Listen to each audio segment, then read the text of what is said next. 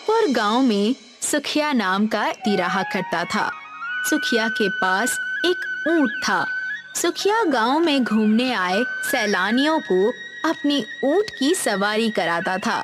एक दिन सुखिया अपने 20 वर्षीय पुत्र मोहन से कहता है, मोहन, तुम दिन भर घर में रहते हो, क्यों ना मेरे साथ चलकर मेरे काम में हाथ बटाया करो। पिताजी, किसी जमाने में हमारे घर में हमारे पास 20 ऊंट हुआ करते थे। आज सिर्फ एक ऊंट रह गया है, उससे हमारी आमदनी ही कितनी हो पाती है। बात तो तुम्हारी सही है मोहन, लेकिन हम कर भी क्या सकते हैं। पिताजी, कल को हमें पूजा की शादी करनी है। आप क्यों नहीं समझ रहे कि इस आमदनी में उसकी शादी नहीं हो सकती। लेकिन हम करें क्या मोहन? पिताजी, गांव के दबंग बलराम ने बेईमानी से हमारे सारे ऊंट छीन लिए और अब उसकी नजर हमारे इस आखिरी ऊंट पर है। सोचिए पिताजी, अगर वो इस ऊंट को भी हमसे छीन लेगा तो फिर हम क्या करेंगे? मोहन की बात सुनकर सुखिया उस घर से बाहर निकल गया कि तभी रेतपुर का दबंग बदमाश बलराम का नौकर हीरा सुखिया के पास आकर कहता है, मैं तुम्हारे ही घर आ रहा था सुखिया। क्या हुआ हीरा भाई, क्या मुझसे कोई गलती हो गई है? गलती तो तुम्हारे पिताजी से हुई थी सुखिया, जिसने हमारे मालिक बलराम से अच्छा खासा कर्ज लिया था, जिसका ब्याज आज तक तुम चुका रहे हो। बलराम सेठ ने तुम्हें याद किया है। कुछ ही देर में सुखिया बलराम की हवेली के अंदर बलराम के सामने खड़ा होता है। सुखिया, इस महीने के ब्याज के रुपए मुझ तक नहीं पहुंचे। बलराम सेठ, मैं अपने पिताजी का कर्ज चुका चुका कर कंगाल हो गया हूँ। आपने मेरे पुरखों की हवेली मुझसे छीन ली, मेरे 19 ऊंट भी मुझसे छीन लिए और मेरे पास सिर्फ एक ही ऊंट बचा है। इसीलिए अब मेरे पास देने के लिए कुछ नहीं है। अभी तुम्हारे पास वो एक ऊंट है ना, वो मुझे दे दो। ऐसा अत्याचार मत कीजिए बलराम सेठ, उसी ऊंट से तो मेरी रोजी रोटी चलती है। मेरा परिवार भूखा मर जाएगा। देखो, तुम्हारी पत्नी तो पहले ही मर चुकी है सुखिया, और तुम्हारा बेटा 20 वर्ष का हो चुका है। उससे मेहनत मजदूरी करने को क्यों नहीं कहते? बलराम सेठ, मैंने तुम्हारे जितने अत्याचार सहने थे सह लिए, लेकिन अब नहीं सहूंगा। सुखिया वहां से चला गया। सुखिया बलराम की हवेली से कुछ ही दूर चला था कि तभी एक ट्रक उसे कुचलता हुआ चला गया। सुखिया की मौके पर ही मृत्यु हो गई। सुखिया के बेटे मोहन ने अपने पिता का अंतिम संस्कार कर दिया और घर पर आकर फूट फूट कर रोने लगा। रो मत भैया, अगर आप ही हिम्मत हार जाओगे तो फिर मुझे कौन संभालेगा? पिताजी के बाद आप ही मेरा सहारा हो भैया। अपनी बहन की बात सुनकर मोहन चुप हो गया। अगले दिन मोहन सोकर उठा ही था कि तभी बलराम कुछ गुंडे लेकर वहां आ पहुंचा। अपना घर खाली कर दो मोहन, और चुपचाप अपना ऊंट मुझे दे दो। तुम्हारा वो ऊंट मेरे ब्याज की आखिरी किस्त होगी, और तुम्हारा ये घर तुम्हारे पुरखों द्वारा लिए गए कर्ज की असली कीमत, जो मैंने तुम्हारे दादा को दी थी। मैं तुमसे नहीं डरता बलराम। तुमने अब तक ना जाने गांव के कितने ही गरीब और असहाय लोगों की संपत्ति झूठ बोलकर हड़पी है, और मेरे दादा के देहांत के बाद तुमने मेरे पिता को भी बर्बाद कर दिया। अभी तुम्हारे दूध के दांत भी नहीं टूटे बच्चे, मेरा मुकाबला करोगे? मेरा मुकाबला तो तुम्हारे पिता और दादा भी नहीं कर सके, तो तुम क्या खाक करोगे? इतना बोलकर बलराम अपने गुंडों से कहता है, देखते क्या हो, मोहन के घर पर कब्जा कर लो और मोहन और उसकी बहन को धक्के देकर घर से बाहर निकाल दो। बलराम के गुंडों ने मोहन और उसकी बहन पूजा को उसके ही घर से बाहर निकाल दिया। दुष्ट पापी, तूने हमारा सब कुछ छीन लिया। कम से कम हमें हमारे घर से हमारे पिताजी की कुछ आखिरी निशानियां तो ले जाने देता। पूजा ने इतना कहा ही था, बलराम पेंटिंग पूजा के हाथ में पकड़ाता हुआ कहता है, तुम्हारे पिताजी को अपना ऊंट बहुत प्यारा था। अब भला वो तो तुम्हें नहीं दे सकते, लेकिन हाँ, ये ऊंट की तस्वीर तुम ले जा सकते हो। इस ऊंट को देखकर अपने पिताजी को याद करते रहना। पूजा उस तस्वीर को पकड़कर अपने भाई मोहन के साथ रोती हुई वहां से चली गई। वो दोनों गांव की सीमा पर पहुंचे ही थे कि तभी गांव के मुखिया ने उन दोनों को रोक लिया। तुम दोनों को कहीं जाने की जरूरत नहीं है। तुम दोनों आज से मेरे घर पर रहोगे। नहीं मुखिया जी, मैं आपका ये उपकार नहीं ले सकता। तुम्हारे पिता और तुम्हारे दादा ने मेरे पिता पर बहुत उपकार किए थे, अब ना मत करना। मुखिया मोहन और पूजा को अपने घर पर लेकर आ गया। रात में पूजा अपने पिता को याद करके रो रही थी कि तभी उसके कानों में एक ऊंट की आवाज टकराई। यहाँ तो आसपास कोई ऊंट नहीं है, फिर ये आवाज कैसी? कुछ देर बाद उसके कानों में ऊंट के बोलने की लगातार आवाजें टकराने लगी। पूजा ने देखा कि वो आवाजें तस्वीर के अंदर से आ रही थीं। पूजा ने जैसे ही उस तस्वीर को देखा तो वो हीरे का ऊंट तस्वीर के अंदर एक रेगिस्तान में चला जा रहा था। पूजा अपने भाई मोहन को बाहर बुलाकर लाती है। क्या हुआ पूजा? भैया, ये देखिए, इस तस्वीर में हीरे का ऊंट चल रहा था और बोल भी रहा था। मोहन उस तस्वीर को गौर से देखने लगा। जैसे ही मोहन ने उस तस्वीर में बने हीरे के ऊंट को हाथ लगाया, अचानक वो हीरे का ऊंट तस्वीर से बाहर निकल आया। ये देखकर पूजा और मोहन की आंखें आश्चर्य से फटी की फटी रह गईं। मुझे देखकर आश्चर्य करने की जरूरत नहीं है। मैं एक जादुई हीरे का ऊंट हूँ जो तुम्हारे दादा ने एक जादू की नगरी से खरीदा था, लेकिन किसी कारणवश उन्होंने मुझे इस तस्वीर के अंदर बंद कर दिया था और मुझसे कहा था कि जब उनका पोता मेरी तस्वीर को हाथ लगाएगा मैं तब बाहर आ जाऊंगा। इस दृश्य को मुखिया भी देख रहा था। मुखिया वहां आकर मोहन से कहता है, मोहन, मेरे पिताजी कहा करते थे कि तुम्हारे दादा के पास कुछ चमत्कारिक शक्तियां भी थीं, लेकिन तुम्हारे पिताजी को इस बात पर विश्वास नहीं था। तभी वो हीरे का ऊंट अपने मुंह से हीरे उगलने लगा। इन हीरों को बाजार में बेचाना, तुम कोई आम इंसान के पोते नहीं हो। मोहन उन हीरो को अगले दिन बाजार में बेच आया। कुछ ही दिनों में मोहन ने रेतपुर गांव के सभी गरीब और असहाय लोगों के कर्जे चुकता करके बलराम के हाथों उनकी जमीन और उनकी संपत्ति छुड़वा कर वापस कर दी। आखिर ये सब माजरा क्या है? इस मोहन के पास आखिर इतनी दौलत कहां से आई? मैंने तो उसे और उसके बाप को कंगाल कर दिया था। बलराम सेठ, पूरे रेतपुर गांव में चर्चा है कि मोहन के पास एक हीरे का ऊंट है। जब से वो हीरे का ऊंट मोहन के पास आया है, सुना है उसके हीरे का ऊंट अपने मुंह से हीरे उगलता है। विश्वास तो मुझे भी नहीं था। मोहन भी अपने पिता की तरह मूर्ख है। मोहन ने सारे गांव की संपत्ति मुझे 2 गुने पैसे देकर छुड़वा ली, लेकिन उसने अभी तक अपने 20 ऊंट और हवेली नहीं छुड़वाई। अब तुम देखना कि मैं उसे कैसे अपनी बातों में फंसाकर उससे उसका हीरे का ऊंट हासिल करता हूँ।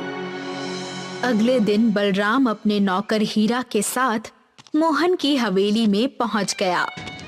तुम तो अपने पिता की मौत पर उस दिन बड़े आंसू बहा रहे थे। अरे मूर्ख, जब तुम्हारे पास वो हीरे का ऊंट आ ही गया था तो तुम्हें सबसे पहले अपने पिता की संपत्ति को छुड़वाना चाहिए था, ना कि उन गरीब गांव वालों की संपत्तियों को। मैं इसी सिलसिले में आपसे बात करने वाला था बलराम सेठ। बोलिए, मेरे 20 ऊंट और मेरे पूर्वजों की हवेली की कीमत क्या है? मैं तुम्हारे 20 ऊंट और हवेली वापस कर सकता हूँ, मगर तुम्हें इसके बदले तुम्हें अपना हीरे का ऊंट मुझे देना होगा। बलराम की बात सुनकर मोहन गहरी सोच में डूब जाता है। ठीक है, मैं तुम्हें अपने हीरे का ऊंट देने के लिए तैयार हूँ, मगर मेरी एक शर्त है। कैसी शर्त? तुम्हें मेरी सारी संपत्ति के साथ साथ अपनी भी सारी संपत्ति मेरे नाम करनी होगी। मुझे मंजूर है। अगले दिन बलराम ने मोहन के पूर्वजों की हवेली मोहन के नाम कर दी और उसके सारे ऊंट भी उसे वापस कर दिए और साथ ही साथ अपनी सारी संपत्ति भी मोहन के नाम कर दी। ये लो बलराम सेठ, मेरे हीरे का ऊंट आज से तुम्हारा हुआ। बलराम अपने साथी हीरा के साथ उसके ऊंट को मोहन की हवेली से लेकर चला आया। देखा तुमने हीरा, मोहन भी अपने पिता की तरह मूर्ख निकला। अब तुम देखना कि मैं कैसे हीरे के ऊंट से हीरे निकलवा कर मोहन से भी ज्यादा अमीर बन जाऊंगा। इतना कहकर बलराम उस ऊंट से कहता है, आज से मैं तुम्हारा मालिक हूँ, अब जल्दी से अपने मुंह से हीरे उगलो। मगर बलराम की बात सुनकर ऊंट हीरे की जगह मिट्टी उगलने लगा। ये देखकर बलराम गुस्से से कहता है, अरे मैंने तुमसे हीरे को उगलने को कहा था, तुम तो मिट्टी को उगलने लगे। जल्दी से हीरे उगलो। बलराम के बार बार कहने पर भी जादुई हीरे का ऊंट मिट्टी ही उगल रहा था। तू मुझे मूर्ख समझ रहा है? जादुई हीरे के ऊंट, अगर तू हीरे नहीं उगलेगा तो क्या हुआ? तेरे शरीर पर लगे हुए हीरे उखाड़ कर मैं अपने नुकसान की भरपाई करूंगा। जैसे ही बलराम ने हीरे के ऊंट के शरीर पर लगे हुए हीरों को हाथ लगाया, हीरे का ऊंट गायब हो गया। हीरे के ऊंट को गायब होते देख बलराम घबराते हुए हीरा से बोलता है, ये तो गायब हो गया। बलराम सेठ, मुझे लगता है कि मोहन ने आपको मूर्ख बनाया। तभी बलराम और हीरा के कानों में मोहन की आवाज आती है। अब ये बलराम सेठ नहीं बल्कि भिखारी हो गए हैं। ये सब क्या है मोहन? वो हीरे का ऊंट कहाँ गया? उस हीरे के ऊंट को जहाँ जाना था वो चला गया। इतना कहकर मोहन वही तस्वीर बलराम को दिखाने लगा। उस तस्वीर में वही हीरे के ऊंट का चित्र बना हुआ था। जिस जादुई हीरे के ऊंट को तुम अपनी सारी संपत्ति और पैसा देकर मुझसे ले गए थे, वो जादुई हीरे का ऊंट मेरे दादाजी ने जादुई नगरी से खरीदा था। जब वो ऊंट इस तस्वीर से बाहर आया था, तब उसने मुझे बताया था कि मेरे दादा ने तुमसे कोई कर्ज नहीं लिया था। तुमने मेरे पिताजी से झूठ बोला था और इसी जादुई हीरे के ऊंट ने तुम्हें बर्बाद करने के लिए मुझे तरकीब भी बताई थी। और एक मजे की बात तुम्हें बताऊं कि ये जादुई हीरे का ऊंट सिर्फ मेरे हाथ लगाने से ही बाहर आ सकता है, क्योंकि ये मेरा हीरे का ऊंट है, तुम्हारा नहीं। अब तुम सारी जिंदगी गरीबी में काटोगे। तुम्हें पता चल जाएगा कि गरीब का जीवन कितना कठिन होता है। इतना कहकर मोहन वहाँ से चला गया। बलराम और हीरा दोनों कंगाल हो चुके थे। राजस्थान के एक इलाके में इंद्रलोक नाम का एक गांव था। इस गांव का नाम इंद्रलोक इसलिए पड़ा था क्योंकि यहाँ के लोग पानी के लिए बारिश पर निर्भर थे और इन सब का मानना था कि बारिश इंद्र देवता करते हैं। इसलिए यहाँ के लोग साल में एक बार इंद्र देवता के लिए बहुत बड़ा हवन करते हैं। हमारा ये गांव रेगिस्तान में होकर भी कितना अच्छा है ना? हाँ, हमारे गांव पर इंद्र देवता की कृपा है, नहीं तो रेगिस्तान में इतना खुशहाल गांव मैंने आज तक ना कभी देखा है और ना ही कभी सुना है। हाँ, ये तो है। इस गांव पर इंद्र देवता की कृपा है और उनके आशीर्वाद से ही यहाँ पर समय समय पर बारिश होती है जिससे इस सूखे रेगिस्तान में भी हमें पानी की कमी नहीं होती। इस हफ्ते इंद्र देवता के लिए एक बड़ा हवन होने वाला है। हम सबको अभी से उसकी तैयारी करनी चाहिए। हाँ, सही कह रही हो, तैयारी तो करनी है, पर मुझे आज अपने भैया को लेने के लिए एयरपोर्ट जाना है। आज वो विदेश से वापस लौट रहे हैं, इसलिए मैं आज नहीं आ पाऊंगा। कोई बात नहीं, तुम भैया को लेने चले जाओ, मैं यहाँ पर सब संभाल लूंगी। सुरेश अपने बड़े भाई को लेने के लिए एयरपोर्ट की तरफ निकल पड़ता है और सुप्रिया हवन की तैयारी में जुट जाती है। सुरेश कुछ समय बाद अपने बड़े भाई महेश को लेकर एयरपोर्ट से वापस गांव में लौटता है। महेश गांव में आकर बहुत खुश है। उसे यहाँ पर ताजी हवा, ताजा पानी और खुले आसमान के नीचे जीने में बहुत आनंद आ रहा है। अरे वाह, मेरा गांव तो बहुत खूबसूरत है। मैं तो खामखा सालों से विदेश में घुट घुट कर मर रहा हूँ। क्यों भैया, आपको विदेश में रहना पसंद नहीं है क्या? अरे नहीं नहीं, ऐसी बात नहीं है, पर वहाँ का आसमान इतना साफ नहीं है जितना कि यहाँ पर है। वहाँ तो चारों तरफ आसमान में धुंध ही धुंध दिखाई देती है। कहीं कंपनियों से निकलने वाला धुआं तो कहीं गाड़ियों का धुआं दिखाई देता है। वहाँ पर पीने का पानी बोतलों में भरा हुआ मिलता है, जबकि यहाँ पर कुएं का ताजा ताजा पानी पीने को मिल रहा है। हाँ, ये बात तो है। हमारे गांव से सुंदर तो मुझे कोई दूसरी जगह लगती ही नहीं है। अब तो मुझे भी यही लग रहा है। मेरा तो ये गांव छोड़कर जाने का मन ही नहीं करेगा। महेश और सुरेश आपस में बातें कर ही रहे होते हैं कि तभी सुप्रिया इनके पास आती है। नमस्ते भैया। नमस्ते, कैसी हो तुम? मैं ठीक हूँ भैया, आप कैसे हैं? मैं भी ठीक हूँ, और अब यहाँ पर आकर तो मुझे और भी ठीक लगने लगा है। सुप्रिया के हाथ में एक थैला है जिसमें हवन की सामग्री है। अरे ये तुम्हारे हाथ में क्या है? भैया, हमारे गांव में हर साल इंद्र देवता के लिए एक बहुत बड़ा हवन किया जाता है। इस बार भी वो हवन होने वाला है और उसका समय अब नजदीक आ चुका है, इसीलिए उसी की तैयारी कर रही हूँ। सुप्रिया की ये बात सुनकर महेश सोच में पड़ जाता है। इंद्र देवता के लिए हवन मतलब? आपको तो पता ही है, हमारे गांव का नाम इंद्रलोक है। यहाँ पर इंद्र देवता की बड़ी कृपा है। उनके आशीर्वाद से ही यहाँ पर समय समय पर अच्छी बारिश होती है, जिससे पानी की कमी कभी नहीं होती। अरे ये सब तो मनगढ़ंत कहानियाँ हैं। क्या तुम भी आज के इस नए जमाने में इन सब फालतू बातों पर यकीन करती हो? ऐसी बात नहीं है भैया, गांव में सभी लोगों का यही मानना है और ये प्रथा आज से नहीं, कई सालों से चली आ रही है। आप भी हवन में जरूर आइएगा। अरे वैसे ये हवन होगा कहाँ पर? आपके खेत में, जहाँ इंद्र देवता का छोटा सा मंदिर है, वहीं पर हमेशा हवन होता है। अरे सुरेश, अरे क्या तुम मुझे वो मंदिर दिखा सकते हो भाई? हाँ भैया, चलिए। सुरेश अपने बड़े भाई महेश को खेत की तरफ लेकर जाता है, जहाँ पर इंद्र देवता का एक छोटा सा मंदिर है। खेत में पहुंचकर महेश मंदिर को घूरने लगता है। अच्छा, तो सारे अंधविश्वास की जड़ ये मंदिर है। महेश आगे बढ़ता है और देवता के मंदिर को अपने हाथों से तोड़ देता है। महेश को ऐसा करते हुए देख सुरेश घबरा जाता है। ये क्या कर रहे हो भैया? अरे अंधविश्वास की जड़ को मिटा रहा हूँ। देखते ही देखते कुछ ही समय में महेश मंदिर को तोड़कर बिखेर देता है। आसमान में इंद्र देवता देखते हैं कि महेश ने उनका मंदिर तोड़ दिया है, तो वो बहुत क्रोधित होते हैं और बादलों की तरफ गुस्से से देखते हैं, जिससे आसमान में बहुत तेजी से बादल गरजने की आवाज होती है। इंद्र देवता के गुस्से से बादल बहुत तेज बरसते हैं और इंद्रलोक गांव में तेज मूसलाधार बारिश होती है, जिससे गांव में पानी जमा होने लगता है। अरे ये क्या हो गया? अचानक से इतनी तेज बारिश? ये सब इंद्र देवता के गुस्से के कारण हुआ है। आपने उनके मंदिर को तोड़कर अच्छा नहीं किया भैया। अरे ये क्या फालतू बातें कर रहे हो? एक मंदिर तोड़ देने से इतनी तेज बारिश कैसे हो सकती है?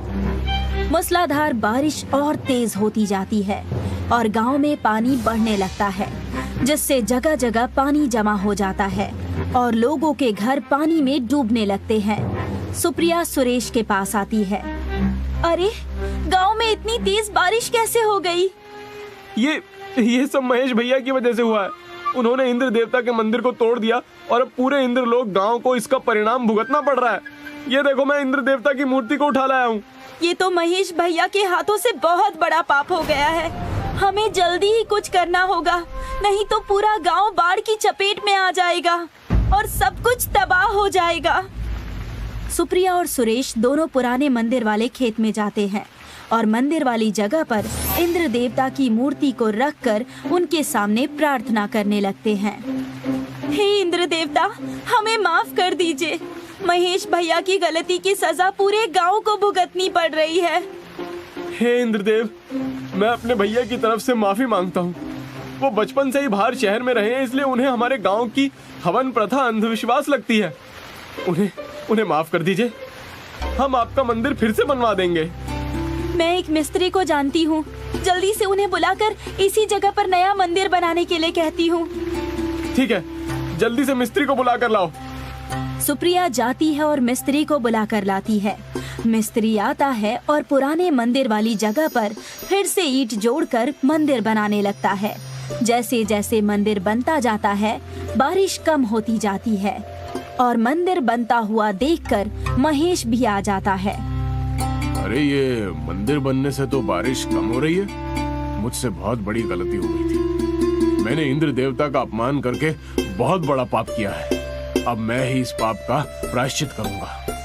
मंदिर बनने के बाद महेश अपने हाथों से इंद्र देवता की मूर्ति को उस मंदिर में स्थापित करता है और हाथ जोड़कर इंद्र देवता से प्रार्थना करता है। हे इंद्रदेव, मुझसे बहुत बड़ी भूल हो गई, मुझे माफ कर दीजिए और हमारे इस इंद्रलोक गांव को इस बाढ़ से बचा लीजिए।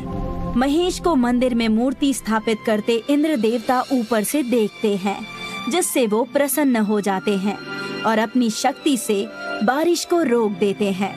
बारिश रुकने के कुछ समय बाद बाढ़ का पानी धीरे धीरे कम हो जाता है और इंद्रलोक गांव पहले जैसा हो जाता है। महेश जोर जोर से इंद्र देवता की जय जयकार करता है। इंद्र देवता की जय हो, इंद्र देवता की जय हो। महेश और सभी गांव वाले मिलकर हवन की तैयारी